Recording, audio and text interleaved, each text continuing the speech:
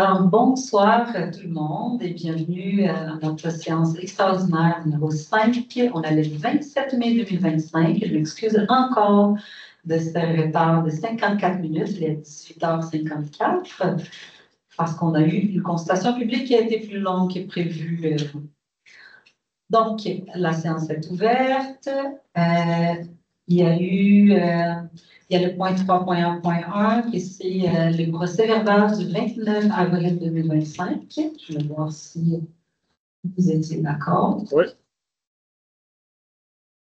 Et ça, l'autre jour, en fait, on peut l'adopter tel quel. J'avais proposé un petit changement, mais finalement, les citoyens sont partis. J'allais comme changer l'ordre des dossiers, mais ils n'ont pas pu attendre.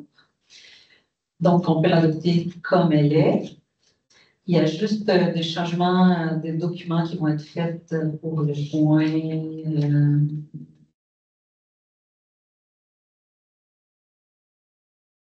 Du budget participatif, le 7.3.1, les documents vont être changés, mais le dossier est toujours le même. C'est bon? On l'adopte comme ça.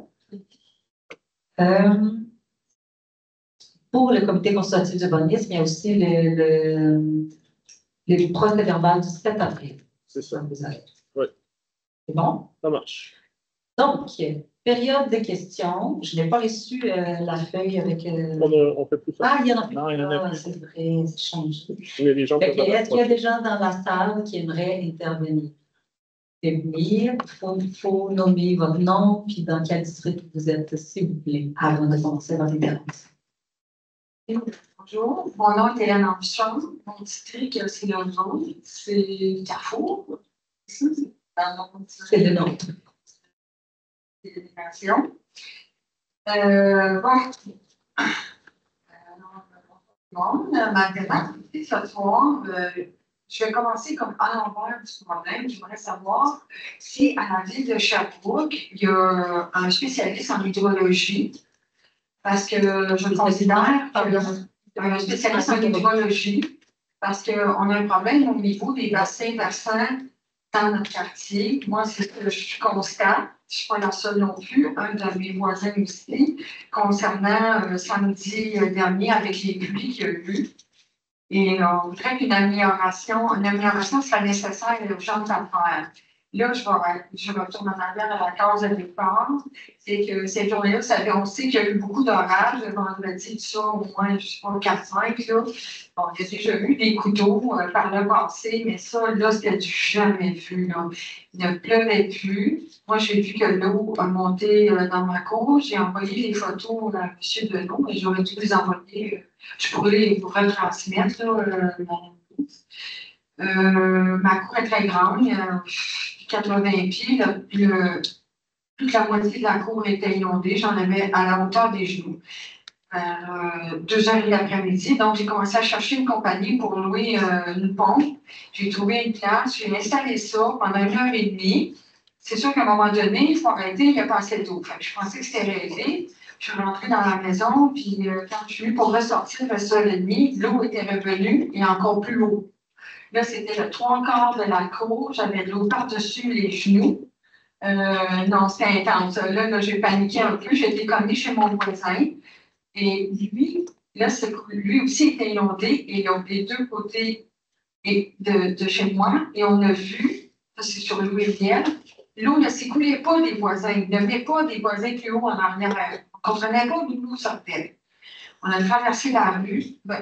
J'ai installé la pompe jusqu'à 11h30 le soir. Sans arrêt, sans arrêt, sans arrêt, sans arrêt. On dirait que l'eau ne baissait pas, c'était une folie. Là, il ne pleuvait plus. Là, on a traversé la rue pour aller voir. Là, pour vous expliquer, il y a comme 3 bassins. Le bassin numéro 1, c'est en face de chez nous, sur Louis-Riel, la garderie. Entre Louis-Riel et la garderie, ça, c'est le premier qui était là. Si le ruisseau déborde, ça va là-dedans. Ensuite, le deuxième, c'est le marécage plus haut. On peut rentrer par pas Chardonneret, mais Albert Charpentier. Puis, on peut rentrer par là. À l'époque, ce marécage-là, l'eau s'écoulait doucement, doucement et s'imbibait dans les terres. Là, maintenant, c'était concentré. Il ils ont fait des travaux là-bas, si on le sait. C'est le bassin numéro 2. Le bassin numéro 3, c'est celui où est-ce qu'ils ont fait les coops là, sur les Colochelles. C'est le bassin numéro 3. Et là, depuis ça, c'est fait. Quand il y a des coups d'eau comme ça, avec des orages, tout ça, l'eau, la sortie d'eau qui rentre dans le bassin numéro 3 de Colochelle est énorme. Donc, le débit d'eau est trop fort. Là, après ça s'ajoute dans le bassin numéro 2 qui est le marécage. Là, je ne suis pas allée voir, là, parce que là, c'était le soir, il faisait noir, là, ça ne devait pas suffire. Puis là, ça s'en va dans le ruisseau qui se jette dans notre rue.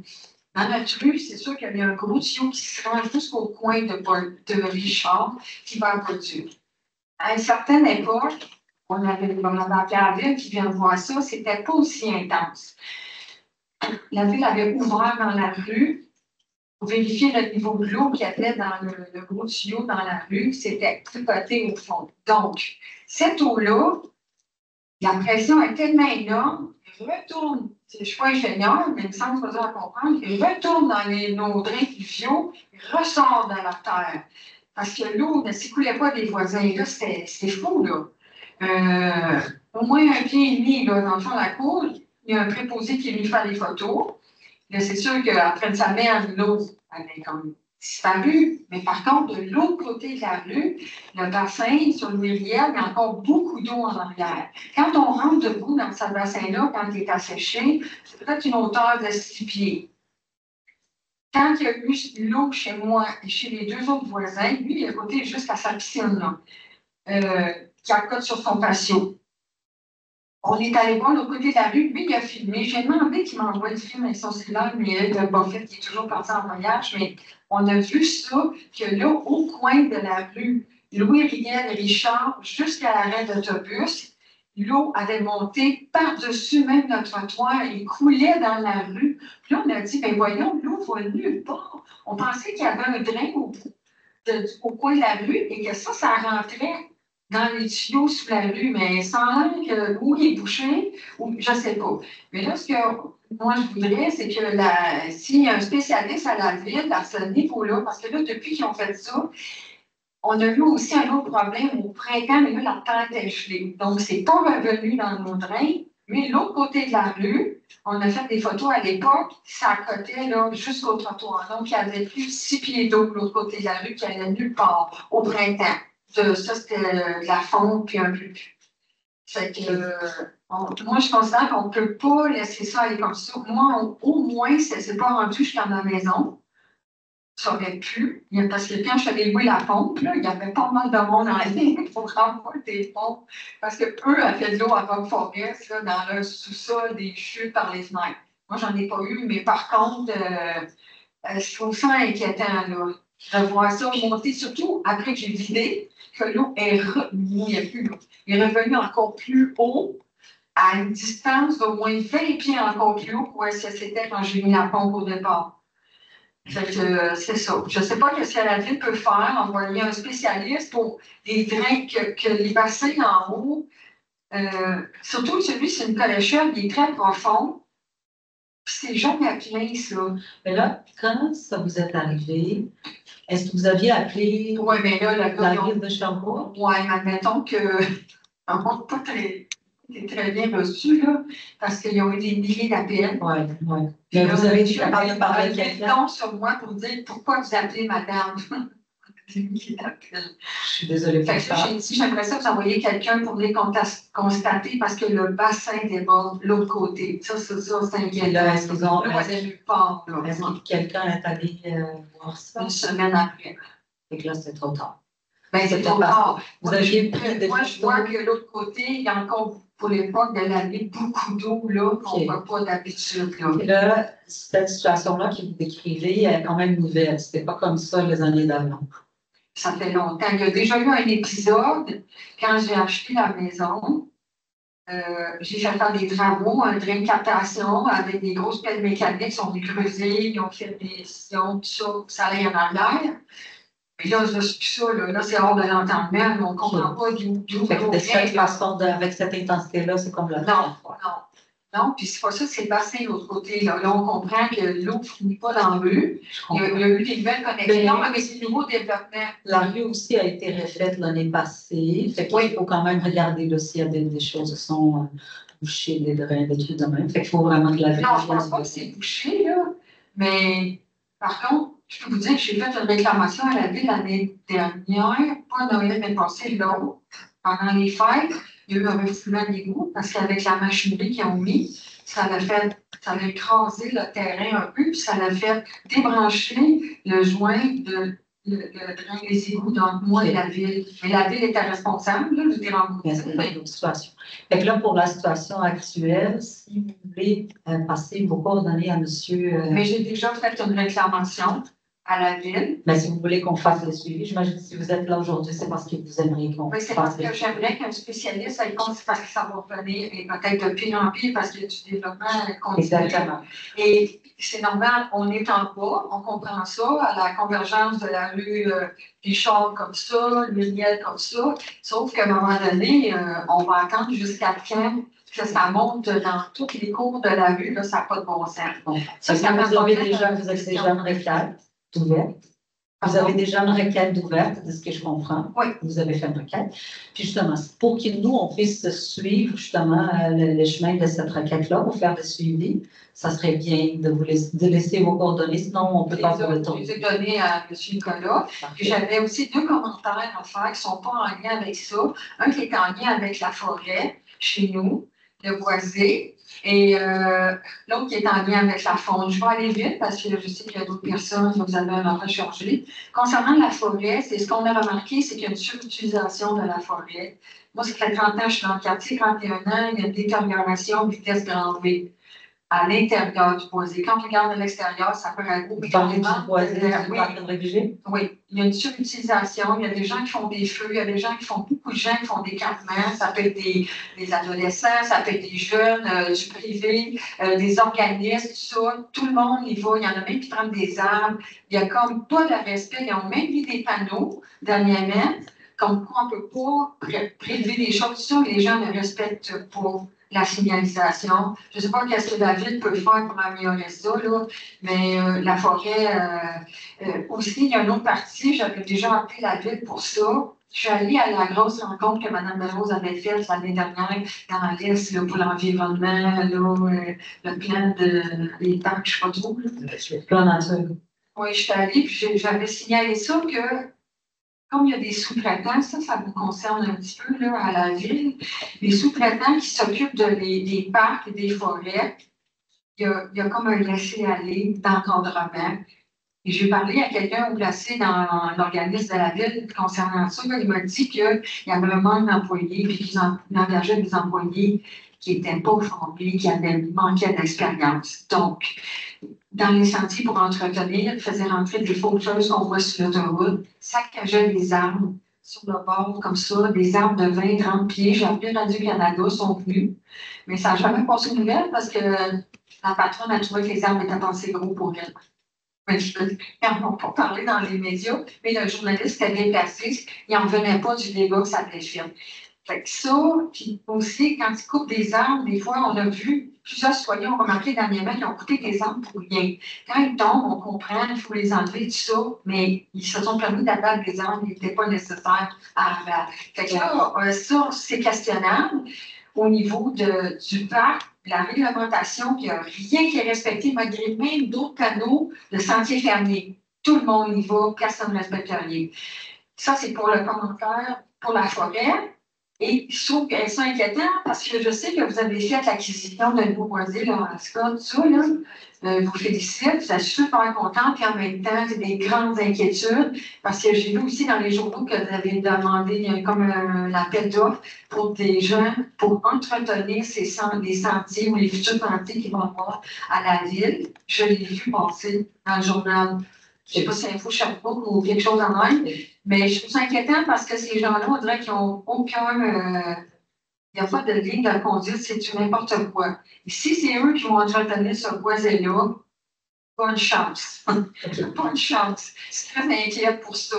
Puis là, en troisième lieu, mon dernier commentaire, je vais terminer avec ça. Il y a eu un incident l'automne dernier dans notre quartier. Il y a un chevreuil qui s'est attrapé en plein jour. Un beau mâle. Il a sauté, il a sorti de nowhere, puis il s'est garoché sur la rue Richard. Il s'est fait frapper par 2 voitures qui n'étaient pas morts. C'est moi qui ai un autre gars qui vient tasser sur le bord du trottoir pour éviter que les véhicules passent dessus. Évidemment, la police est venue.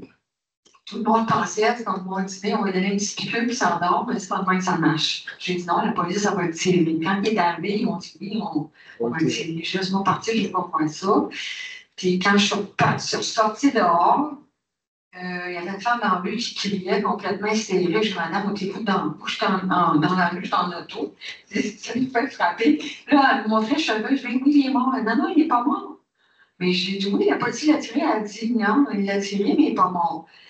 Bon, là, je trouve qu'il y a une question d'éthique aussi, là, au niveau de la faune. Là. Il l'a tiré 4 fois. Oui. 4 fois.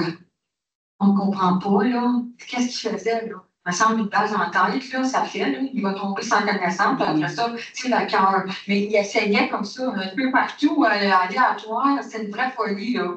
Une vraie folie. La ville n'est pas venue. Après, j'appelle la ville le soir pour venir mettre des comptes parce que les autos tournaient et l'autobus passait sur le chevreuil, là, qui était sur le bord du trottoir. Tu sais, c'est tout ça, là. C'est quoi, c'est un discours. J'ai été surprise de la gestion et je me demandais, au niveau des policiers, ils sont mandatés pour faire ça, sûrement. Et est-ce qu'il y a un protocole pour faire, quand ils doivent abattre un animal comme ça en plein jour dans la rue, là, ils ont évacué les gens, là. Mais je veux dire, 4 fois, là. Ouais. Il me semble la tête, tu sais où est-ce qu'elle est, là. On a trouvé ça singulier. Mais ça, je pense qu'il y a une petite amélioration à faire avec le corps de police, à savoir faire mieux la prochaine fois. Fait que j'ai pris note, en fait, on a pris note des 3 questions. Pour la première, M. Boisvert va pouvoir faire un suivi. Pour ce qui est des boisés, je voulais quand même, si ça vous rassure, là, il y a les amis du parc André Vigée qui assurent quand même une vigie importante. Le parc a été quand même. J'ai appelé souvent à la ville pour dire qu'est-ce qui se passait. Ouais. J'ai pas les jeunes ADH si vous me permettez juste au moins de vous donner un peu de réponses, des éléments de réponse qui pourraient quand même vous rassurer. C'est quand même un boisé il y a beaucoup de gens qui les surveillent. C'est vrai qu'on ne peut pas mettre un inspecteur 24 heures sur 24 à voir si les gens passent par les bons sentiers. Il y a peut-être une campagne de sensibilisation. Effectivement, ça peut être un projet qui peut être justement soumis à ces comités citoyens-là, là, parce qu'eux, ils sont vraiment très actifs.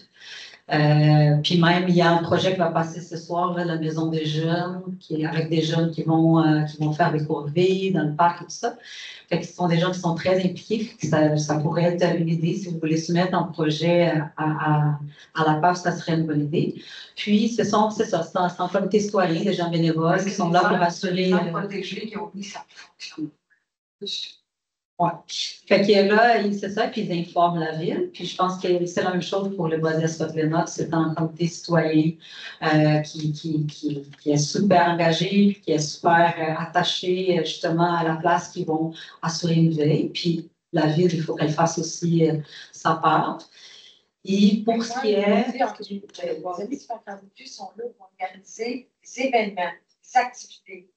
Protéger la forêt aussi. Je comprends ça, je connais, ça fait longtemps, là, monsieur. Oui.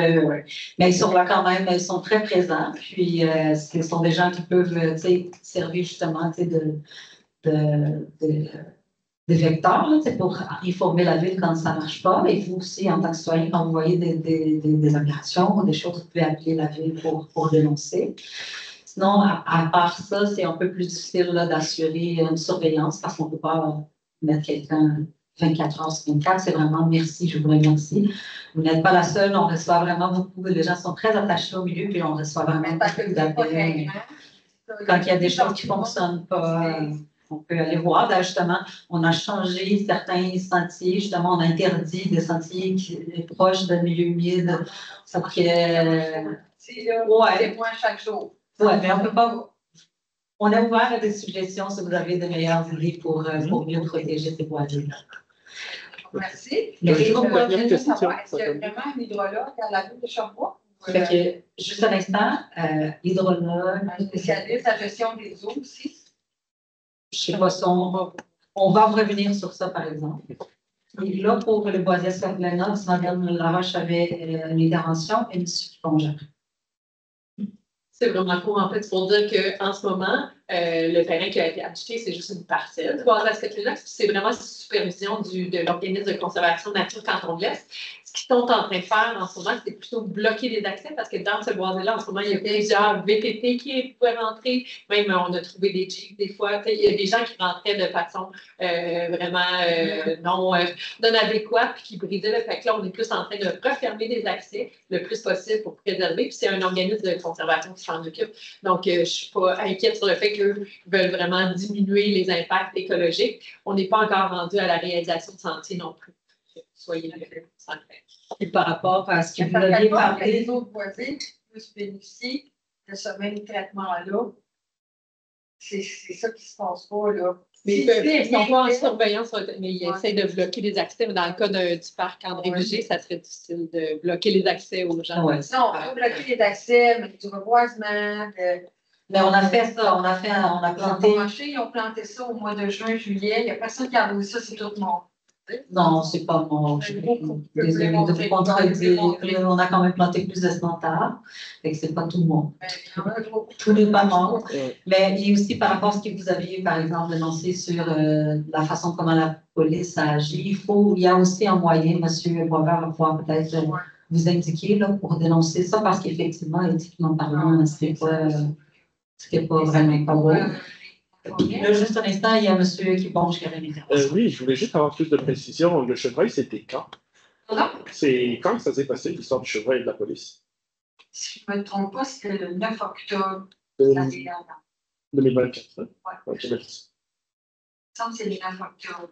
L'organisme mondial, oui, mais il y avait du monde partout en plus. Ouais. Pour les boisiers, là, j'en ai eu une bonne idée. Juste le dernier. Un partenariat avec la forêt qui marche.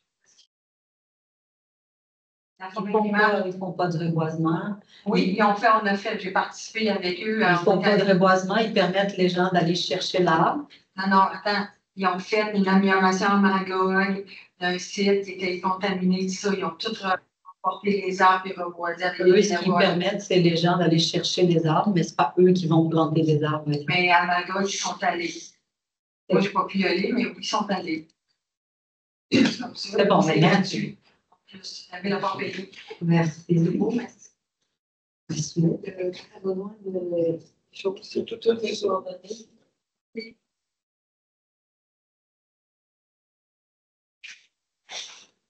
Bonsoir. Bonsoir. Mon nom, c'est René Allard.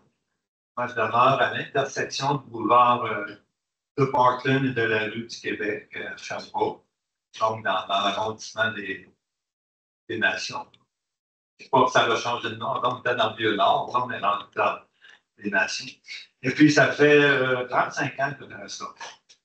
Fait que, quand je suis arrivé, il n'y avait pas trop de circulation, il n'y avait pas beaucoup de trafic. Disons que c'était, même si c'est une affaire importante, le boulevard de Parkland, mais disons c'était assez vivable. La situation avec le volume de la circulation qui augmente sans cesse, et donc c'est alourdi, si on peut prendre le terme, d'année en année, mais surtout dans les 10-15 dernières années. Et puis, je viens surtout, ceux qui sont là depuis longtemps savent qu'il n'y aura pas de surprise aujourd'hui. C'est un peu un suivi. Donc, ça fait 4 ans que je ne suis pas venu ici, mais auparavant, on a fait des interventions avec des citoyens du quartier auprès du conseil d'arrondissement, auprès du conseil municipal aussi. On a présenté des mémoires aussi, puis en tout cas, on a été assez actifs. Mais malheureusement, la situation n'a pas beaucoup changé. On n'a pas vu d'amélioration par rapport aux enjeux conventionnels. Un des enjeux importants, c'est le bruit, qui est vraiment extrêmement élevé. Il y a une étude qui a été faite par la firme SoftDB en 2012 ou à l'hiver 2011, dans le cadre du prolongement du boulevard de Parkland et René Lévesque. Ils ont voulu avoir des comparatifs, ça fait qu'ils ont fait une étude faite par des professionnels, évidemment. Il y a un des postes de mesure qui était sur la rue de Parkland au coin de Billy, presque là. Ce qu'ils ont trouvé à ce moment-là, un 22 et un 23 décembre, on ne parle pas du mois de juillet quand il y a de l'effervescence. 22-23 décembre, c'était 65 décibels, donc c'est un niveau hautement affecté. Autrement dit, il est dans le rouge foncé. Pour les citoyens qui demeurent autour de ça, ça veut dire qu'on n'ouvre pas les fenêtres, ça veut dire qu'il y a un niveau de bruit constant qui était très élevé avec des pointes, évidemment. L'été, je n'ai pas besoin de faire de dessin auditif pour voir que quand il y a des merveilleuses motos, certaines sortes en particulier, qui circulent avec des silencieux qui ont été modifiés ou tout simplement enlevés. C'est assez fantastique. Et maintenant, il y a des camionnettes qui ne donnent pas leur place non plus. C'est le silencieux modifié. Et puis, moi, je sais que c'est un problème un peu partout dans la ville. Moi, mon intervention, c'est pour le boulevard de Portland, mais je sais que dans d'autres endroits, c'est la même chose. Chez nous, là, j'en ai mentionné dans les années passées, il n'y a aucun contrôle policier qui s'effectue parce que c'est jugé trop dangereux pour les policiers, parce que c'est très étroit, il y a 4 voies de circulation. Et puis, s'ils arrêtent, il y a des façons de le faire, mais il n'y a jamais eu. Puis ils disent qu'ils ne le font pas parce que c'est trop dangereux pour les policiers. C'est la réponse qu'on a eue à maintes reprises. Donc, contrôle de vitesse, contrôle de bruit, tout ça, oubliez ça. Je pense que ça se sait en ville parce que c'est une vraie piste d'accélération. Il y a une côte quand on vient de rue Belvedere, il y a une petite côte. Maintenant, les voitures sont très puissantes, mais ils ont peur de ne pas monter la côte. C'est plein d'accélération. C'est sûr que ce n'est pas 100%. Mais ça en prend quoi? 5-10%? Mais on est toujours surpris, c'est incroyable. Fait que, moi, dans un premier temps, par rapport au bruit, je pense que ça serait une bonne chose que la ville de Sherbrooke fasse une cartographie du bruit auprès de ses axes principaux, parce que je ne suis pas le seul à subir, disons, des bruits élevés. Le bruit, c'est un des sujets de plainte majeurs dans les villes, que ce soit par les big farms et compagnie, que ce soit pour des entreprises. Ça peut être du bruit qui est généré par des entreprises, ça peut être du bruit. On ne parlera pas des souffleurs à feuilles avec des gros moteurs en arrière, c'est un avion qui décolle. Ça, c'est juste fantastique à l'automne, au printemps, c'est juste extraordinaire. Mais le bruit de plusieurs sortes, c'est reconnu par l'Organisation mondiale de la santé comme un agresseur important dans les villes en particulier. Ça cause des problèmes de santé, des problèmes de sommeil, des problèmes cardiaques, des problèmes d'insomnie, tout ça. Ça fait que c'est moi, je pense qu'il y a un agresseur sur lequel la ville devrait porter attention, le cartographier. On commence par les choses, les endroits évidents, pour pouvoir, après ça, apporter des solutions, parce que ça fait partie de la qualité de vie dans une ville. Malheureusement, moi, je pense que Sherbrooke n'est pas intervenu, n'a pas beaucoup sensibilisé. Sûr, quand il y a eu des femmes ou d'autres, le bruit vient est mentionné, mais là, on va dire, c'est juste pour les gens du quartier à côté de l'entreprise, les Fabridard aussi, il y en a d'autres. Mais c'est très important, moi, je pense, en tout cas, une de mes demandes aujourd'hui, c'est des interventions pour catégoriser le bruit à la ville de Sherbrooke, principalement le long des artères où il y a du résidentiel. C'est sûr que si on est dans un quartier commercial, bon, il y a des gens qui vivent en général au 2e étage ici, il y a toujours du monde partout. Mais nous, on prend le boulevard de Parkland, puis pour parler. C'est très étroit à partir de Pointe-Victoria, aller jusqu'à Vigny à peu près, ou un peu plus loin, jusqu'à Argyle. C'est très étroit, c'est 100% résidentiel. Et puis, c'est comme encaissé, là, ils ont fait 4 voies. Après, le boulevard Jean-Cartier, là, c'est 4 voies, mais avec un terre-plein. C'est beaucoup plus moderne, entre guillemets, avec beaucoup plus d'espace. Mais quand même, quand tu fais du bruit, c'est beaucoup moins nocif, si on veut, ou le bruit, le niveau va être moins élevé pour les gens. Et nous, c'est encaissé, c'est très étroit. Vous connaissez tous le boulevard de Parkland. On passe là. Bon, mais puis le son réverbère et tout ça. Fait que en tout cas, je pense que ça serait un des premiers endroits. C'est sûr que sur Cork, il y a des endroits ça ressemble beaucoup à ça aussi. Là. Puis j'imagine que la problématique est relativement la même. Donc, première chose, catégoriser le bruit. Deuxième chose, intervenu, ça fait plus que 10 ans, on a commencé en 2012. Ça fait des interventions. Puis la première chose, sur le boulevard de Portland, entre Queen Victoria et Jean-Cartier, la circulation là, tout azimut passe. S'il y avait une fusée à transporter, elle passerait sur Portland. Les pelles mécaniques, les rouleaux, les tuyaux de béton, pas les tankers, mais les camions citernes avec du pétrole, produits dangereux. Il n'y a rien qui est interdit de passer sur le boulevard de Portland entre 7 h le matin et 10 h le soir. Mais ça commence à 6 h, ça finit après 10 h. C'est pas respecté. Je fais des plaintes là-dessus, puis là, ils savent pas qui fait respecter ça. Fait qu'il y a personne qui vérifie ça non plus. Fait que ça, c'est les voies de circulation ont 3 mètres de large. C'est les voies les plus étroites à Sherbrooke. 4 voies, 3 mètres. Et puis, il y a des normes qui existent. L'INSPQ, puis je pourrais vous envoyer l'étude, dit que là où il y a de la circulation lourde, ça devrait être 3,5 mètres. Parce que à 3 mètres, là, il y a des camions qui prennent toute la largeur de la porte quand il y a des changements. Et puis, un des problèmes, puis je l'avais mentionné en 2012, c'est que à cette largeur-là, les roues des camions, en tout cas, des essieux passent sur les fusards. Là, les fusards sont tous défoncés. Ils sont tous enfoncés. Là, ça fait. Puis quand ils passent là-dessus, ça fait péter une bédane. Ceux qui ont des beaux petits trailers, là, ils passent là-dessus, là, le bruit que ça fait, c'est juste fantastique. Là. En plus de détériorer des suspensions, d'autres choses, on fait des plaintes. Là, ils viennent arranger ça un peu, mais ça ne peut pas faire autrement. Le boulevard de Portland n'est pas conçu pour de la circulation lourde. Ça n'a pas de bon sens. Un autobus de circulation lourde, il passe dessus. Quand ils l'ont fait, ils auraient dû mettre les fusards en dessous du trottoir, là, comme ils ont fait ici sur la rue Portland, de l'autre côté de leur quartier. En tout cas, mais c'est extrêmement bruyant aussi. Là, on n'a pas tout à fait commencé, mais c'est la base des camions, là, des camions bennes. Tous les camions, énormément de camions qui circulent pendant l'été. Puis, quand ils arrivent dans Jean-Cartier, même si sur Jean-Cartier, dépasser Jean-Cartier, c'est circulation lourde interdite. Trafic local seulement. C'est incroyable comment il y en a qui ont de la circulation locale, mais ils n'arrêtent pas entre là et le boulevard de Nelco. Ils ne respecteront pas, ce qui fait qu'ils vont continuer sur le boulevard Jean-Cartier de la circulation lourde alors que c'est interdit. C'est à 1,3 km.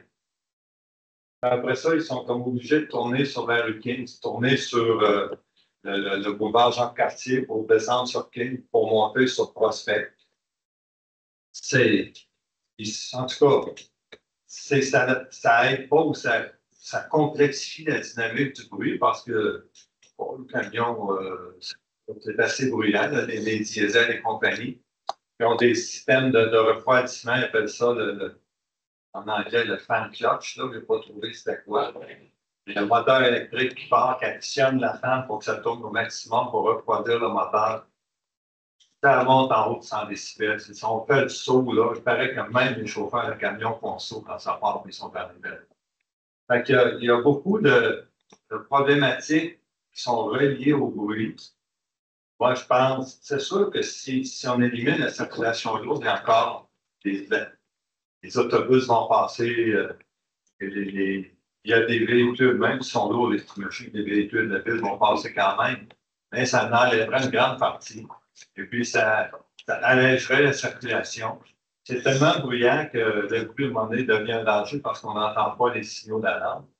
Puis, il n'y a pas beaucoup de gens qui marchent le long du boulevard de Portland, mais c'est pas pour rien. Quand le miroir du camion passe à ça, là, l'autobus et compagnie, les trottoirs sont trop étroits par rapport au nord, qui fait que c'est un danger. Puis aussi, tellement pas agréable, si on veut, et le sentiment de sécurité sur Portland que énormément de vélos sont sur les trottoirs. Fait que le trottoir à 1,5 m de large est déjà passé large, il devrait être à au moins 1,8. il y a du monde, peu de piétons. Là, il y a des vélos qui circulent dans le sens du trafic. Puis ils ne font pas le stop. Moi, je reste au point de la descente, ça, madame, ça passe à la lumière, il y a un auto qui peut faire son pirate à droite. On a vu des presque accidents souvent. Je pense que la sécurité, ben là, il y a un sondage par rapport à la vitesse. Là, quand est-ce qu'on va avoir les résultats de prise de position par rapport à ça? On vient, mais ce n'est pas appliqué aux artères, par exemple. C'est vraiment pour les local, résidentiels, c'est ça. Dans les quartiers résidentiels, pour les rues locales, qu'on appelle. Sur les artères, c'est pas prévu de changer. On a de la misère avec le 40 km/h. En ce pays, ça vaut 60. C'est extrêmement dangereux.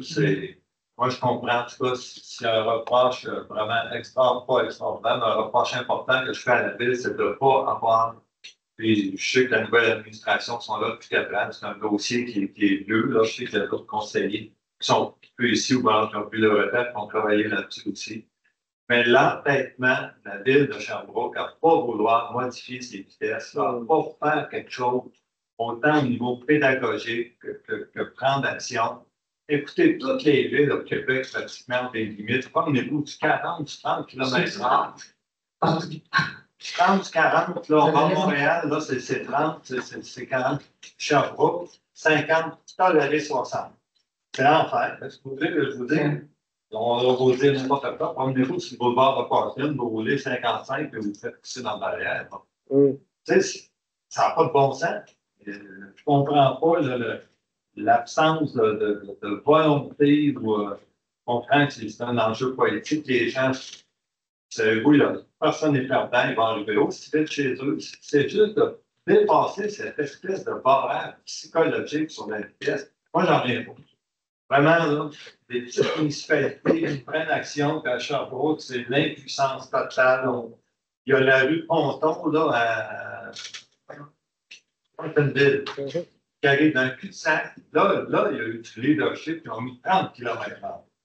Dans le cul-de-sac, surtout quand on n'est pas trop loin du cul-de-sac. Ben là, quand même, c'est bon, mais c'est le premier pas, ça doit être ailleurs. Là, je vois que vous aviez comme Est-ce que vous voulez nous laisser, par exemple, votre document? Oui, parce que vous avez quand même nommé plusieurs choses. On va pouvoir après regarder. Je vais vous les envoyer par la version électronique. Parfait. Il faut tous envoyer ça par version électronique. Fait que moi, c'est faire ça, puis nous envoyer à tous les élus de l'arrondissement et à M. Boisvert aussi. Ça serait peut-être intéressant. Pour ce qui est de la présence policière, il y a aussi une façon qui ont. M. Boisvert va pouvoir après guider un peu pour regarder. La réponse que vous avez, je trouve que c'est quand même curieux parce qu'ils sont souvent sur Portland. Moi, j'ai déjà eu des clients sur Portland. Ici, et en haut aussi, proche de Lionel Gros. Wilson, Lionel Gros, ils sont là. Oui, c'est ça. Fait que là, tu sais, il y a toujours les polices. Fait que je ne comprends pas pourquoi ils sont proches de Québec, Wilson. Pas de stationnement. C'est 4 fois, pas de stationnement. Oui. Ça se fait, là. Oui, mais ils font proche de Lionel Gros, comme ils sont hors la voiture, puis ils font ça à l'arrêt d'autobus.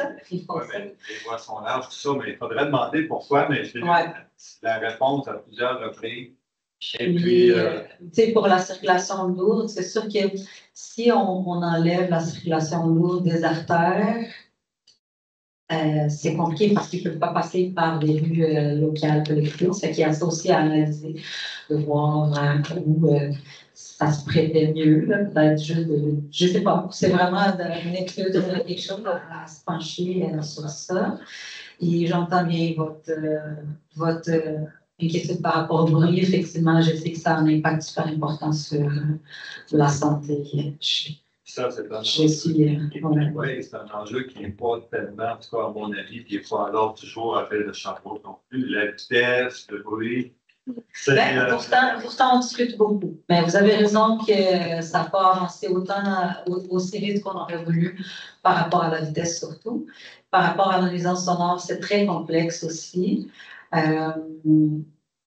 il y a vraiment plusieurs facteurs parce qu'il y a quand même la compétence d'aller jusqu'où on peut aller pour le règlement. Puis normalement, c'est par rapport, mettons, pour les nouvelles constructions, on peut mettre plus de paramètres et exiger, par exemple, au promoteur d'installer des choses pour si c'est proche de l'autoroute ou proche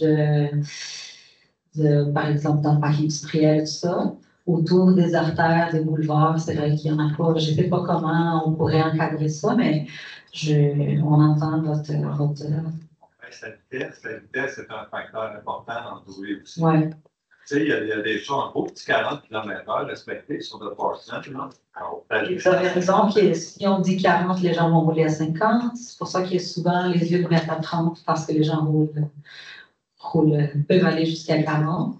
Parce que c'est ça, les radars, ils ont quand même 10% de plus de Ça dépend des villes. Alors, mais on entend tout ça, ce que vous aviez dit, c'est quand même beaucoup de choses, beaucoup de matériel. Merci beaucoup de votre intervention. Puis on va voir. Oui, M. Cubon, je vais intervenir. Très rapidement, donc merci M. Allard.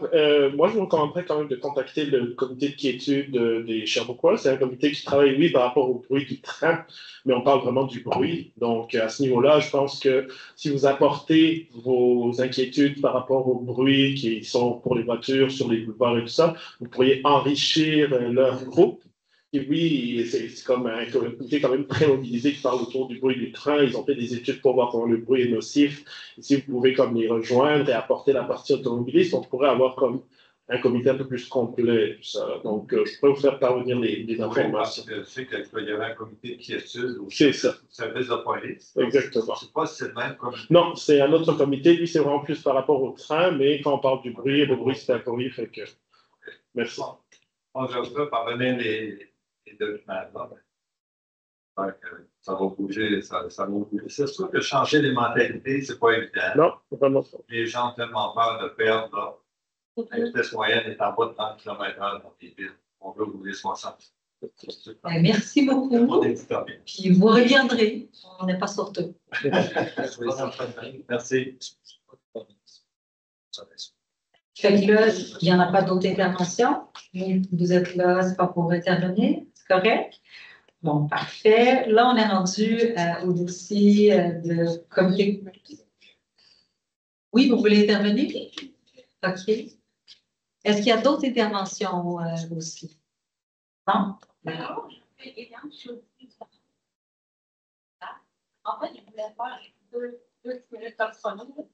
C'est ouvert, le micro. Peut-être juste approcher un peu plus. En fait, je voulais juste vous dire un coup merci. Parce que depuis l'an dernier, dans mon quartier, moi, je suis sur la McGregor-Richard, il n'y avait pas beaucoup d'arrêts de vélos sur le bord de la rue, puis il y avait beaucoup d'enfants qui circulaient. Puis c'est tout nouveau que le train est passé. Sur mes rues aussi, il y a une place pour les vélos. Fait que je trouve ça vraiment agréable, c'est vraiment plus sécuritaire. Fait que perso, moi, j'ai plus peur de faire du vélo dans ce coin-là. Je tenais juste à mentionner que c'est vraiment agréable d'avoir des petites C'est bon. C'est juste pour savoir. Merci. Merci beaucoup. Et alors, on va passer au point. Si je peux prendre la main. Oui, parce que là, c'est le dossier du comité consultatif urbanisme. Il y a les points 6.1.1, c'est une demande d'approbation PIR, patronale classe 4, statut particulier, 130 rue de la cathédrale. Oui, donc, comme je disais, je finis ici. Je m'étais pris des notes, on a un président qui peut faire le suivi. Mais en bref, c'est un dossier pour le retrait de 4 à 5 cases de stationnement afin d'implanter de nouveaux aménagements paysagers et 2 sections de 90 mètres carrés et 40 mètres carrés. Donc, le comité consultatif d'urbanisme vous recommande de l'accepter, pardon. Ensuite, on a le 6.1.2, demande d'approbation PIA, donc un statut particulier, c'est au 130 de la rue de la Cathédrale. Et pour ce dossier-là, qui se passe à la basilique cathédrale Saint-Michel, on parle de la réfection de la galerie de bois de l'archevêché et de l'escalier de la buanderie, et de même que l'ajout d'un escalier d'issue pour l'étage situé au-dessus du garage de l'archevêché, on vous recommande de l'accepter. Le troisième dossier du CCU est la demande pour une intégration supérieure de classe 2. Ça se passe sur la rue Brooks, 202, 208 de la rue Brooks.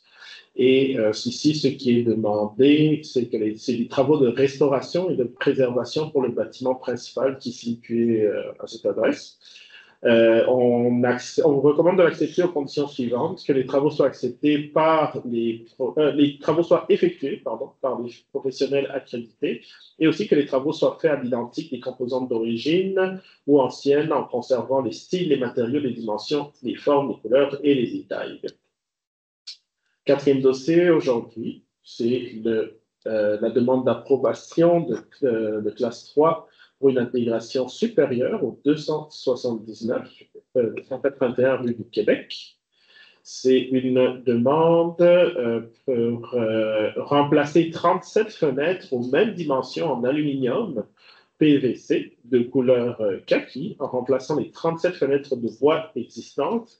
Nous vous recommandons de l'accepter, vu qu'il rencontre tous les critères. Ensuite, le cinquième dossier, c'est une demande dans une aire patrimoniale de classe 2, une intégration intermédiaire. Nous sommes sur la rue Alexandre, au 295 de la rue Alexandre. C'est l'installation d'une enseigne pour le commerce qui est située, je ne sais pas si on le voit, donc le tournement. Et vu qu'il s'intègre bien avec la bibliothèque à côté et les autres enseignes, nous recommandons de l'accepter. Dossier suivant, nous sommes sur la rue de l'Esplanade. Donc, c'est une demande d'approbation dans une aire patrimoniale de classe 2 pour une intégration intermédiaire. C'est pour des travaux de rénovation extérieure consistant au remplacement de la galerie de bois avant existante par des galeries en fibre de verre de couleur argile ou apparentée, agrémentées de garde-corps et de mains courantes en aluminium, également de couleur argile ou apparentée. Donc, il a bien été reçu au comité consultatif d'urbanisme et nous recommandons au conseil d'arrondissement de l'accepter.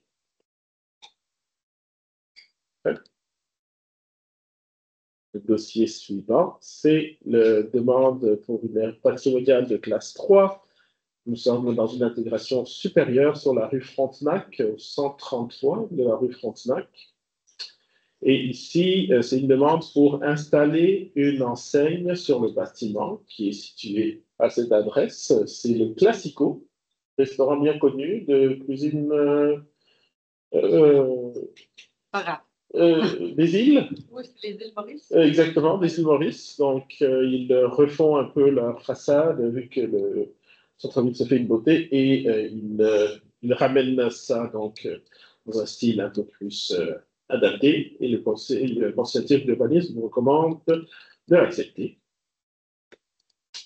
Dossier suivant, nous sommes dans une aire patrimoniale de classe 4 à statut particulier, c'est-à-dire nous sommes au 55 de la rue Belvédère Nord. Et ici, c'est une demande pour faire des travaux de réparation du bâtiment. On vous recommande de l'accepter. Comme on le voit, c'est un bâtiment quand même assez patrimonial. On est dans l'ère 4. Et ici, ce qu'on propose de faire, c'est la réparation des fenêtres et de le faire à l'identique. Donc, nous recommandons d'accepter. Dossier suivant, nous sommes dans une demande d'approbation pour une antenne de radiocommunication. Nous sommes au 75 de la rue Fraser. Et ici, il s'agit d'une demande pour la construction d'un bâti d'antenne de radiocommunication sur le lot 1 157 293 du cadastre du Québec, et nous recommandons de l'accepter. Il y avait un commentaire? Oui, absolument. Oui. Je vais essayer ma décision, c'est en lien avec l'encadrement de ces dispositions. Si juste au terrain, on va voir l'antenne qui va pousser à près de 30 à 40 mètres. Je ne comprends pas que le gouvernement fédéral ne prend pas compte des recommandations qui peuvent être faites. Les recommandations ne sont pas pour l'univers. Mettre une antenne de 20 à 30 mètres, 40 mètres de haut là, c'est trop bien ici. Je point sur le bâtiment au point King de Jacques-Cartier, ou le bâtiment de King. des frais, le paysage, puis d'arriver dans l'espace, quand on est vert, avec un photo de cette dimension, on voit une photo de ça. C'est très important. Donc, on sait, pendant le municipal, de pouvoir dire sur la décision. Il y aura des élections fédérales, donc peut-être va me faire un plaisir de parler à Mme Brière de ce problème qui est quand même grandissant avec ces communications. Merci, M. Bruno. Dernier dossier de CCU, dans le fond du comité consultatif d'urbanisme, avant que je repasse la parole à Madame la Présidente. Donc, nous avons une demande d'approbation dans une aire patrimoniale de classe 3. C'est pour une intégration supérieure. Nous sommes sur le boulevard Queen Victoria et nous sommes à l'adresse 298-302, excusez-moi. C'est une demande pour des travaux de réparation et de remplacement des couvertures pour le bâtiment situé à cette adresse. Nous avons examiné cette demande et nous recommandons de l'accepter. Pour que la couverture métallique en tôle pincée sur le corps du bâtiment principal et la tourelle de la lucarne soit restaurée ou remplacée dans un revêtement similaire ou existant de couleur noire. C'est tout. Parfait. On passe au dossier du Conseil de l'arrondissement. 7.1, le dépôt. Pardon. Je ne connais pas le protocole. Moi, je suis le propriétaire du 833 de l'Esplanade. Vous acceptez la réparation, le changement. Et je voulais savoir la suite des procédures parce que est-ce que vous allez me contacter, puis après ça, je peux commander mes matériaux tout de suite, puis mes galeries sont en train de changer. C'est ça, je me demandais un petit peu. Je vais laisser monsieur le directeur, M. André Blé, il va prendre. Oui, bonjour, madame. Pour répondre à votre question, vous allez obtenir un suivi par courriel, par aussi votre inspecteur en bâtiment dossier. Veuillez attendre, s'il vous plaît, l'émission du permis avant de faire les travaux, évidemment. C'est une question de formalité, mais attendez, s'il vous plaît, l'émission du permis au préalable. Oui. Ça peut prendre combien de temps avant d'ici la fin de la semaine, au début de la semaine prochaine, normalement, l'inspecteur au dossier devrait communiquer avec vous puis vous aider à compléter tout le dossier. Oui, merci. Parfait. Alors, comme je disais, on est rendu au point 7.1.1, dépôt du tableau détaillé de l'état de dépenses des fonds dédiés, arrondissement des nations, le fonds dédié étant notre fonds qui fait fonctionner notre plan d'action à l'arrondissement. C'est de là aussi que sort pour les gens qui font du budget participatif. C'est bon, c'est déposé. 7.1.2, c'est le dépôt du calendrier des événements à venir pour l'arrondissement.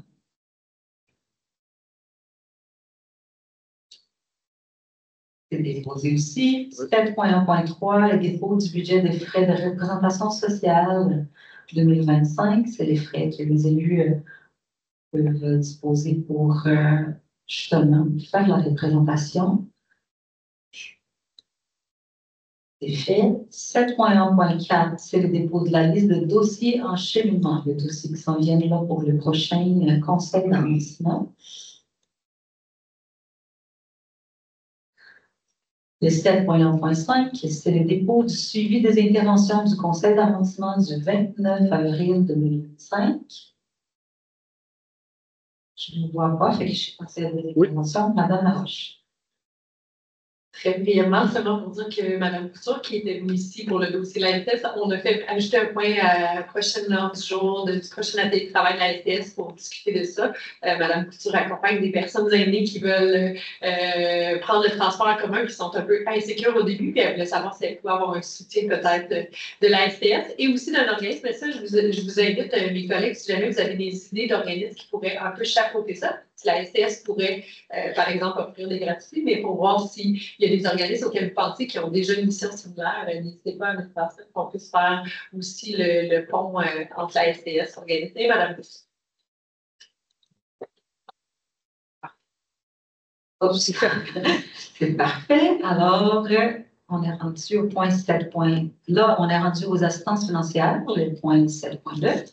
On est rendu à 7.2.1, assistance financière non récurrente, remplacement de jeux modulaires pour parcs écoles Yvon Rigaud, les écoles de 80 les collectifs. Madame Laroche. Oui, donc c'est un projet qui m'a été soumis par un parent citoyen de l'école des 80 qui héberge aussi les collectifs. En fait, c'est un projet vraiment qui va bénéficier à toute la communauté. En ce moment, il y a un besoin d'un nouveau module dans le parc école qui est aussi disponible pour les camps de jour l'été, utilisé dans les camps de jour, et aussi pour la communauté soir et fin de semaine. Et puis, l'école s'est beaucoup mobilisée, a fait de nombreuses campagnes de financement. Ils ont accumulé jusqu'à présent, si ma mémoire est bonne, c'est autour de 16 ou même 17 000. J'ai pas ouvert mon fichier. Mais ils ont un gros montant, mais il leur manquait une somme de 8 000 $ pour pouvoir finaliser le projet. Donc, moi, il me restait dans ma partie de fonds dédiés, il me restait 3 500 $. Donc, je l'ai accordé pour ce projet-là. Et mes collègues de l'arrondissement, via les fonds partagés de l'arrondissement, ont accepté de financer la balance pour qu'on puisse aller de l'avant avec ce projet-là. Donc, il va voir le jour, qui est vraiment un projet qui a rassemblé beaucoup les parents, les enfants. C'est beaucoup les enfants de l'école aussi qui ont fait des levées de fonds à même des banques de produits qui ont fait eux-mêmes, des choses comme ça. Donc, c'est vraiment un projet qui engage beaucoup la communauté. Et M. Blais me fait des signes pour me rappeler le montant exact pendant que je parle. 4 500 du budget d'arrondissement. Exact. Et de 3 500. 3 500 du budget ASCOT, 4 500 du budget d'arrondissement, mais moi, c'était surtout je vais sortir le montage financier. Donc, l'école a accumulé 18 000 $ eux-mêmes en levée de fonds. Donc, parce qu'on sait qu'en ce moment, le centre de service scolaire a peu de moyens pour de nouvelles infrastructures, fait que c'est vraiment de l'argent qui vient de la communauté. Alors, bien contente qu'aujourd'hui, ça puisse voir le jour. Parfait, effectivement, le projet. Et à l'avancement, on est content de pouvoir aussi contribuer. Donc, là, il y a le point 7.3.1, parce qu'on parle de fonds dédiés maintenant, et qu'on va parler du budget participatif du district du Carrefour. On est super content de pouvoir,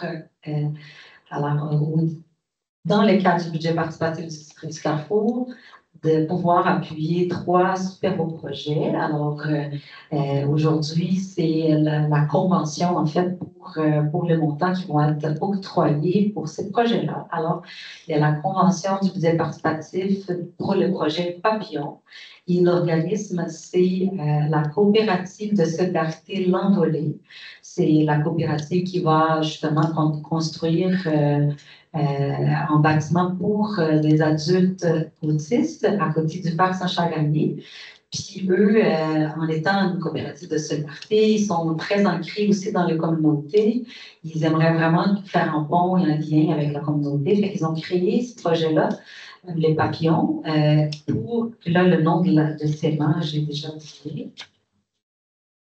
J'avais écrit quelque part, rappelle-moi. C'est Plial. Ah, c'est Plial. C'est pour.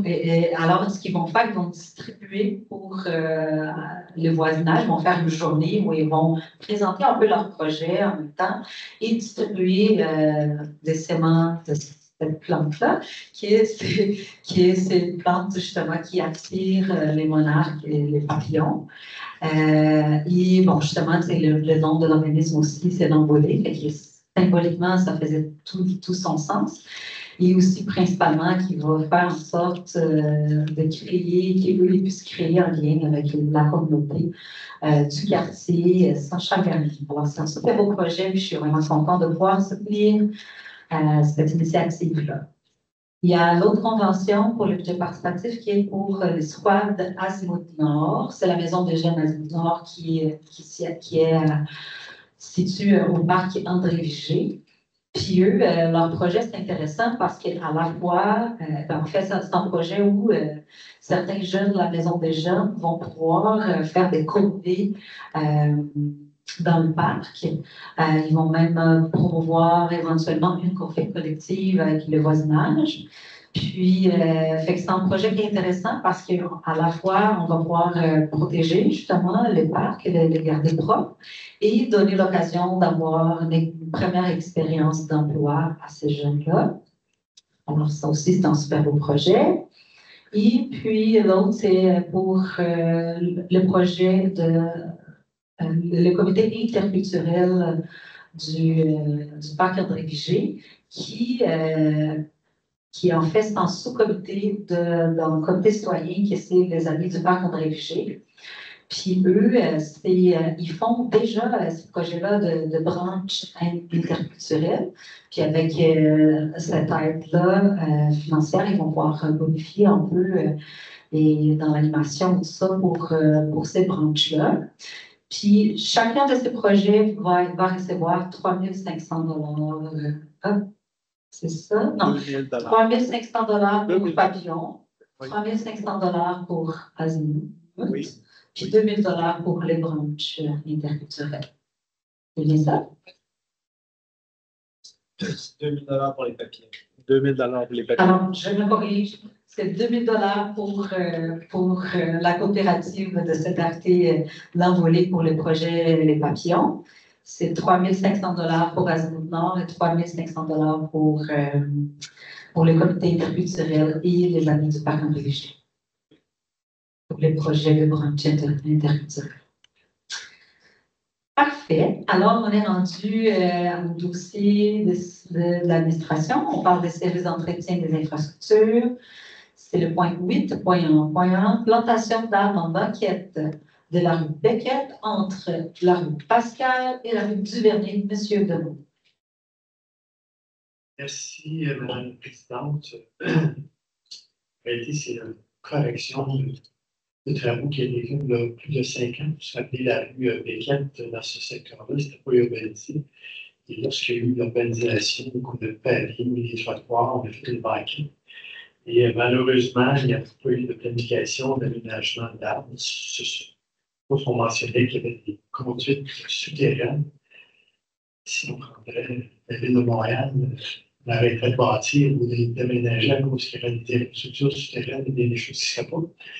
Donc, ça coûte tout le temps plus cher par après. Donc, c'est un montant de 17 500 $ par dessus 15 ans. Pascal et la rue Duvernay. Et c'est suite à une analyse qui a été faite par M. Ken Dubé, membre du conseil d'administration du regroupement du Beckett. En plus, il a été ingénieur forestier, donc nous avons fait une évaluation des espèces qui seraient les plus adéquates, parce que oui, il y a des problèmes souterrains, aussi en altitude, il y a des fils électriques, d'autres fils qui passent, donc on peut planter des arbres à petit déploiement. Donc, c'est une bonne nouvelle, mais quand même un montant très significatif. Vous enlevez l'adoption d'une politique de l'arbre, puis on va en planter 10 000, c'est plus coûter moins cher que ça, parce qu'on a déjà planter les 10 000. Mais il y aura 17 de moins. Parfait.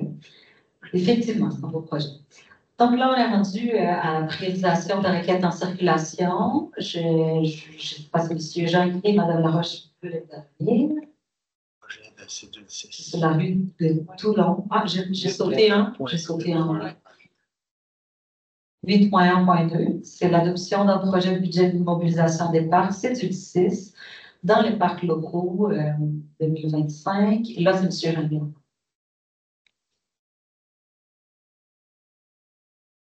Oui, merci Madame la Présidente. Alors, suite à la demande de plusieurs citoyens et citoyennes qui utilisent le parc canin du barrage, situé au bas de la côte Frédéric-Paris,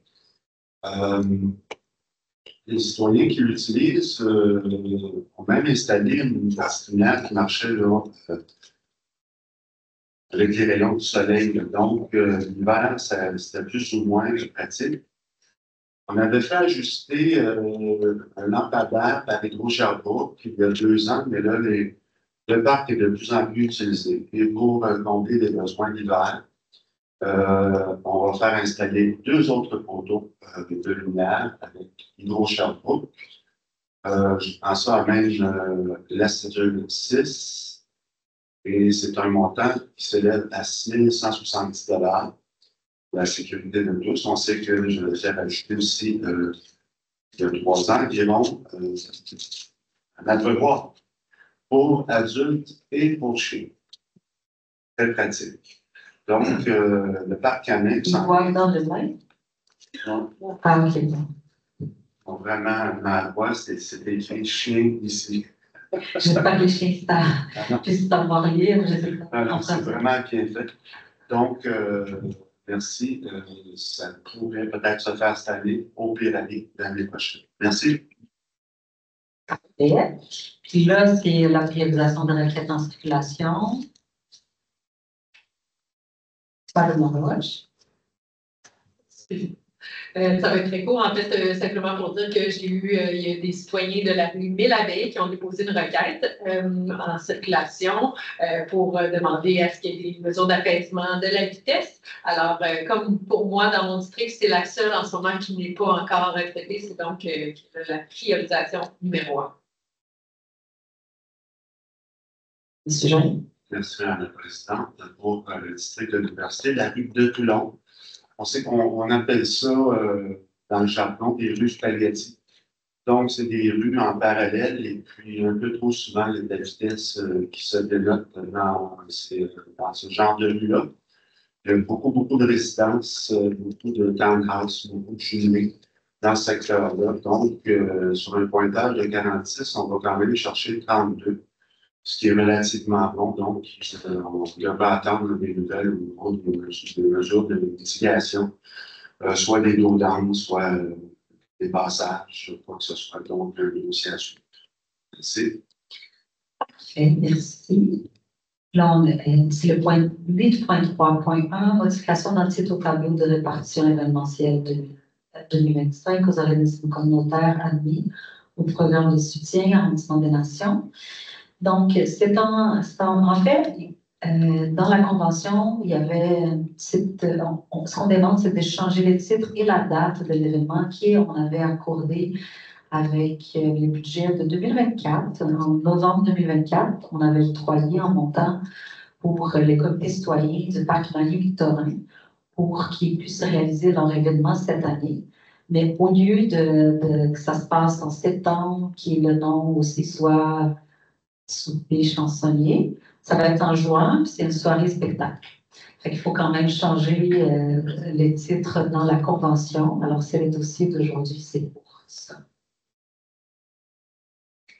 Ça vous convient? C'est merveilleux. On est rendu au message des membres du conseil. Monsieur Deneau. Merci, Mme la Présidente.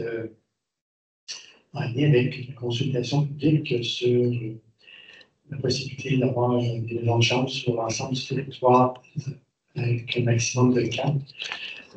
Qu'est-ce que je trouve malheureux, c'est la participation citoyenne. On regarde à l'ensemble des livres, les communications qui ont été faites sur le site, tout ça. Moi, je pense qu'il y a une réflexion à savoir comment on peut rejoindre les personnes dans le district. Parce que, le règlement va pouvoir être contesté dans certains secteurs. Ici, les gens vont pouvoir, dans les secteurs où les gens ne se manifesteront pas, c'est un problème, c'est passer très grave. Mais je pense que l'administration doit regarder, diffuser l'information pour les gens qui veulent s'organiser pour exclure leur zone qui n'ont. Merci. Monsieur Jean. Merci, Mme la Présidente. Oui, je suis en accord avec mon collègue Renaud là-dessus. Et le prochain conseil municipal, je pense qu'il va falloir qu'il regarde sérieusement. Lors de ces soirées de consultation, à 17 heures, les gens travaillent, les gens des familles.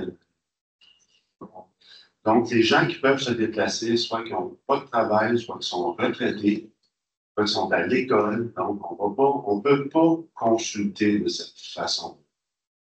Ça devrait être 19 heures des soirées de consultation, à mon avis. Je ne sais pas, là. Ça, c'est quelque chose que j'ai déjà dit. Je pense que vous l'avez Je ne sais plus le nom.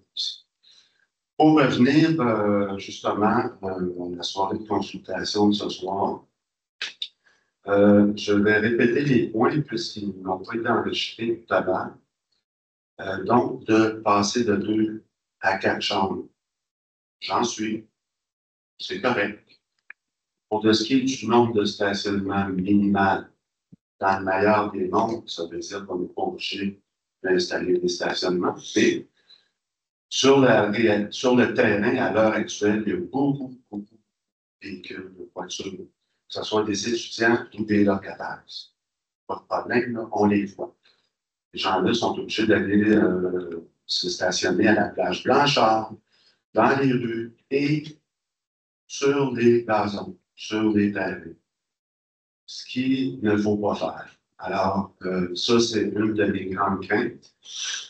L'autre grande crainte, eh bien, c'est la situation du propriétaire ou de la propriétaire occupante, dont on n'a pas les bouts des franches. Pour renforcer ça, j'avais cité le cas de mon ancienne résidence, ma résidence quand j'étais enfant. La maison a été achetée par le propriétaire de Montville, qui a prêté à son fils, sa fille, qui, elle, loue les chambres. Et des problèmes tous les jours, des problèmes de party. Alors, c'est pas l'ensemble du monde des problèmes. Et une bombe là qui pourrit, il y en a un autre là. Ça fait que ça s'envenime. Et je voudrais surtout pas que ça arrive. Alors, j'espère que les discussions ne sont pas terminées. Et étant donné qu'il n'y a pas eu beaucoup de monde ce soir à la consultation, j'aimerais ça aussi qu'on puisse entendre les gens davantage sur cette question très sensible. Dernier point, Madame la Présidente, au niveau du parc Marguerite-Bourgeois, au bout de la rue Lambert. L'année passée aussi et l'année précédente, les gens m'appelaient pour ça, exactement pour les raisons qu'on a entendues un peu ce soir. Les problèmes d'éthique, les problèmes qu'est-ce qui se passe dans tout ça. Alors, j'aimerais savoir si c'est peut-être possible de tomber de gazon au parc Marguerite-Bourgeois. Alors, j'aimerais ça que vous me reveniez avec ça, s'il vous plaît, M. le directeur, M. le coordonnateur. Merci beaucoup. Merci. J'aimerais juste revenir sur le point que vous aviez parlé là, de communication, en fait, pour les consultations. Je pense que ça fait longtemps, justement, que ici, en conseil d'arrondissement, on parle de ça, de comment communiquer pour justement mieux divulguer les consultations en cours. Ça s'en vient, vous savez bien, ça s'en vient, les communications de proximité, on va pouvoir avoir, on a approuvé, le conseil municipal a approuvé ça justement en exercice budgétaire, d'avoir une ressource pour soutenir les communications de proximité. Alors ça s'en vient, c'est vraiment une bonne nouvelle. Et aussi de diversifier la façon aussi de consulter en lien avec le P31 aussi. C'est quelque chose qui s'en vient, et que je pense que ça va quand même en partie répondre aux préoccupations. Monsieur Kibonge. Merci, Madame la Présidente. Donc, merci pour ce travail aujourd'hui, donc les consultations publiques, aussi les différents dossiers. C'est sûr qu'on est sur un territoire qui bouge, un territoire mouvant. Donc, on me rappelle souvent que la ville, les dernières estimations il y a 10 ans avaient projeté que nous serions à environ 160 000 habitants. Puis la réalité, c'est que maintenant, nous sommes à peu près 180 000. Donc, ça vient avec son lot de défis. Mais ça vient aussi avec son lot d'opportunités. C'est ça qu'on essaye de saisir, que ce soit par rapport au logement ou des maisons ou les chambres, dans le fond, l'autorisation par rapport aux chambres. D'avoir 4 chambres au lieu de 2, donc, ou les UHA. On sait qu'un problème complexe, ça demande parfois des réponses segmentées, et c'est ça qu'on essaie de donner pour pouvoir réaliser cela. Donc, mon message, c'est qu'il y a de l'espoir, qu'on travaille à ça et qu'on continuera à soutenir les citoyennes et les citoyens donc, dans ces épreuves-là et dans les temps qui arrivent. Merci. Merci. Madame Laroche. Oui, merci. Petit mot de remerciement pour tous les citoyens et citoyennes qui se sont présentés le dimanche dernier. On a fait une grosse activité de plantation d'arbres, justement, au Parc Belvedere. Donc, c'était chapeauté par un organisme. C'est une demande de subvention qu'on avait faite à un organisme qui, lui, s'occupe de compensation carbone. Donc, ils sont arrivés avec 250 arbres à planter et ce sont tous des citoyens et citoyennes. Plusieurs enfants aussi qui sont venus planter au Parc Belvedere. Donc, toute la journée, la plantation était très bien faite. Puis, on voit comment, quand c'est des gens qui plantent eux-mêmes les arbres, ils s'approprient aussi les arbres. Puis, tout le monde le dit à la fin de la journée, je vais passer, je vais en prendre soin, je vais m'assurer que tout va bien. Donc, il y a vraiment une plus-value, je pense, à faire ce type de projet-là où on implique la population dans la plantation et où les gens souhaitent prendre en charge pour la suite le soin de ces arbres-là. Donc, dans 10-15 ans, on aura peut-être un nouveau boisé dans le parc Belvedere, un petit boisé qui va contribuer à garder un des coins quand même les plus denses de la ville. Donc, merci il y a presque 100 personnes qui sont venues planter quand même, c'est impressionnant. Sinon, petite annonce, samedi prochain, donc ce samedi qui s'en vient, le 31 mai, il y aura une activité à la place des Roseraies. C'est sur la rue des Roseraies, c'est un secteur dans un petit parc dans Ascot.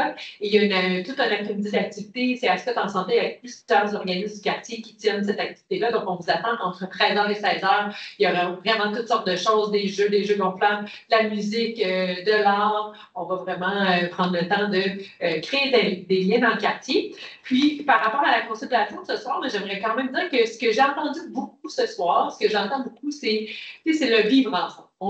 C'est quand même des gros enjeux, puis c'est vrai que dans les quartiers où il y a une densité plus importante d'étudiants, ben, des fois, il y a à apprendre à vivre ensemble, puis j'ai entendu beaucoup d'inquiétudes par rapport à ça, par rapport au stationnement. Je trouve ça important de les entendre, puis je pense qu'il faut s'en servir pour développer des nouvelles façons de faire, parce que je pense qu'on s'entend tous sur le fait qu'on a besoin de chambres. Puis quand ça se fait de la bonne façon, c'est positif, en fait, d'avoir cette cohabitation-là, puis d'avoir davantage de chambres à offrir. Maintenant, c'est toujours la question de moyens pour réussir quand il y a des problématiques, parce que j'aimerais quand même dire qu'en général, la majorité, M. Jean l'a dit aussi, la majorité, ça va bien. Mais quand on a un cas qui est plus difficile, c'est là où ça crée des espèces de traumatismes dans des secteurs. Puis après ça, on est beaucoup plus craintif par rapport à des nouveaux règlements et c'est très comprenable. Je pense qu'on est capable de se donner des moyens quand même pour réussir à faire de ça un changement harmonieux parce qu'on a besoin de davantage de location. Je pense que le stationnement, si la majorité des gens le gèrent de la bonne façon, c'est-à-dire de manière responsable en disant « je ne louerai pas une chambre à quelqu'un qui a une auto si je n'ai pas de place de stationnement », bien, c'est ça qu'on veut arriver à faire dans les quartiers parce que normalement, on ne devrait pas, soit comme propriétaire occupant ou soit comme résident principal, louer une chambre en disant « tu peux stationner ton auto sur le gazon ou dans la rue ». Fait que tu sais, c'est d'arriver à sensibiliser les gens, beaucoup informer, mais je pense qu'on peut y arriver, puis je pense qu'il y a là quelque chose de positif. J'ai entendu de plusieurs personnes aussi aujourd'hui que le 4 chambres était propice. On va voir pour la suite des discussions, là, mais je pense que ce que j'ai entendu aujourd'hui, il y a des solutions qu'on est capable de trouver pour atténuer ça. Effectivement. La personne qui a une auto n'a pas l'intérêt non plus de louer une chambre s'il n'y a pas de place pour stationner. On peut aussi. Puis une autre chose que je pense que c'est important de voir, c'est que quand on change en règlement, ça ne veut pas dire que tout le monde va louer des chambres. C'est la même chose. On avait passé le règlement sur les UHA à date. Je ne sais pas combien de projets d'UHA qu'on a, mais ça fait déjà un an qu'on a passé, ben, même pas un an, ça fait déjà presque un an qu'on a passé le règlement. Puis, si on est rendu à 6, fait que, tu sais, c'est pas comme. Fait que l'idée que les gens ont quand on change en règlement, c'est que là, tout va transformer la ville, puis là, tout le monde va se mettre à louer des chambres. Là, c'est pas ça le cas. C'est juste pour rendre un peu plus facile pour les gens qui sont prêts à louer leur chambre et d'avoir une des branches sur lesquelles il faut qu'on travaille pour lutter contre la crise du logement. Alors, sur ça, on va lever notre séance. Merci beaucoup. Tout le monde en est affamé parce qu'on n'a pas eu le temps de souper. Alors, bon retour à la maison, tout le monde qui est là. D'être là.